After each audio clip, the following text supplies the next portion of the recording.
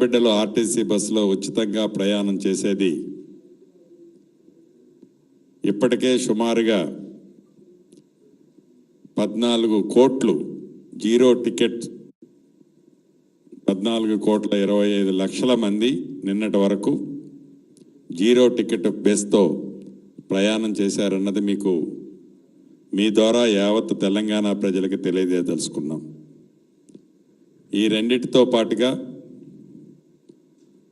మిగతా 4 గ్యారంటీల్లో క్షుణ్ణంగా డిబేట్ చేసి ఈ అసెంబ్లీ సాక్షిగా ఇంకా 2 గ్యారంటీలని ఏ ప్రజలైతే ఇందిరమ్మ రాజ్యం కావాలని కోరుకున్నారో, ఏ ప్రజలైతే కాంగ్రెస్ పార్టీ మీద పూర్తి విశ్వాసంతో తెలంగాణ రాష్ట్రంలో కాంగ్రెస్ పార్టీని అధికారంలో తీసుకొచ్చారో వారి నమ్మకాన్ని ఒమ్ము చెయ్యము అనే విధంగా ఏ ప్రతిపక్షాలైతే కాంగ్రెస్ పార్టీ మీద ఇందిరమ్మ రాజ్యం మీద హామీలైతే ఇచ్చారు వాటిని నెరవేర్చరు అని అవాక్కులు చవాక్కులు పేరుతున్నారో వారి నోటికి ప్లాస్టర్ వేసే విధంగా రేపు అసెంబ్లీ సాక్షిగా మరొక 2 గ్యారెంటీలని తెలంగాణ ప్రజలకి అందించనున్నాం. అంతేకాదు అనేక వేదికల మీద మా నాయకులు రాహుల్ గాంధీ గారు, ఈనాటి ముఖ్యమంత్రి రేవంత్ రెడ్డి గారు, డిప్యూటీ చీఫ్ మినిస్టర్ బట్టి విక్రమార్క గారు, ఈనాడు కేబినెట్లో ఉన్న మంత్రులు, ప్రజాప్రతినిధులు చాలామంది ఇందిరమ్మ రాజ్యం ఏర్పడిన తర్వాత కులగణన ఏర్పాటు చేస్తామని చెప్పాం. ఈరోజు కేబినెట్లో దాన్ని కూడా ఆమోదించుకోవటం జరిగింది. అంతేకాదు తెలంగాణ రాష్ట్రం కావాలని, తెలంగాణ రాష్ట్రం దొరలకి చిహ్నంగా ఉండొద్దు అని, దొర పాలన ఎక్కడా కనిపించొద్దని తెలంగాణ సాంగ్ దగ్గర నుంచి జాతీయ సాంగ్ లాగా తెలంగాణ రాష్ట్ర సాంగ్ దగ్గర నుంచి ప్రతి దానిని తెలంగాణ రాష్ట్రం అద్దం పట్టేలాగా, అంటే తెలంగాణ తల్లి అంటే గత ప్రభుత్వంలో ఒక వ్యక్తిని ఊహించుకునే విధంగా తెలంగాణ తల్లి ఉండేది. చివరికి తెలంగాణ రాష్ట్రానికి కేంద్ర ప్రభుత్వం టీజీ అని ఏదైతే మన రిజిస్ట్రేషన్లో అప్రూవల్ ఇచ్చిందో దాన్ని గత ప్రభుత్వం టీఎస్గా మార్పు చేసింది.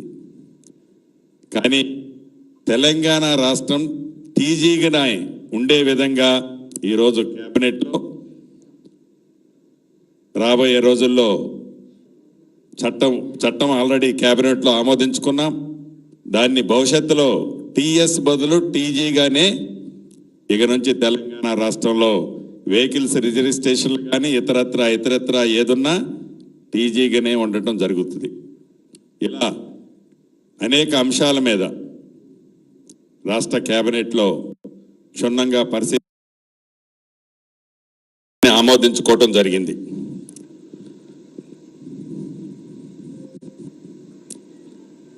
అదే రకంగా అందశ్రీ గారు రాసిన జయ జయ హే తెలంగాణ గీతాన్ని రాష్ట్ర గీతంగా మార్చాలని కేబినెట్లో నిర్ణయం తీసుకోవడం జరిగింది. తెలంగాణ అధికార చిహ్నాన్ని మార్చాలని తీర్మానించి రాచరిక పాలన గుర్తు లేకుండా మన ప్రాంతం ప్రజలు ప్రతిబింబించే కొత్త చిహ్నం రూపకల్పన చేయాలని తీర్మానం చేయడం కూడా జరిగింది. వీటన్నిటినీ అంటే ఏ తెలంగాణ రాష్ట్రం వస్తే తెలంగాణ ప్రజలకి గౌరవం దక్కుద్దో, ఏ తెలంగాణ రాష్ట్రం ఏర్పడితే అభిమానం ఆత్మాభిమానంతో తెలంగాణ ప్రజలు ఉండాలని కోరుకున్నారో అది గడిచిన 10 సంవత్సరాల్లో సాధించుకున్న తెలంగాణలో రాచరపు నడవడికే కనపడింది. కానీ పోరాటం చేసి సాధించుకున్న ఆ ప్రతిబింబాలు ఎక్కడా కూడా తెలంగాణ రాష్ట్రంలో మనకి కనిపించలేదు. దాన్ని ఈనాడు కేబినెట్లో అది కనిపించే విధంగా క్షుణ్ణంగా చాలా ఇన్డెప్త్గా ప్రతిబింబించే విధంగా, అంటే పోరాటం చేసిన వాళ్ళు కానీ ఆనాడు అనేక సార్లు జైలు పాలైన వాళ్ళు కానీ తెలంగాణని తెచ్చుకున్నది ఇందుకు అనే విధంగా ఈ ప్రభుత్వం వాటన్నిటిని కూడా మార్పు చేయాలి అనేది ఒక నిర్ణయం తీసుకోవడం జరిగింది. ఆ నిర్ణయాన్ని తప్పకుండా అతి కొద్ది రోజుల్లో ప్రజల ముందుకు పెట్టి కవులు, కళాకారులు, మేధావుల అభిప్రాయాలకు అనుగుణంగా వాటన్నిటినీ, ఆ చిహ్నాలన్నిటినీ మార్పు చేయాలని ఈరోజు కేబినెట్ నిర్ణయం తీసుకుంది. ఇప్పటికే చాలా కాలం అతీతమైంది.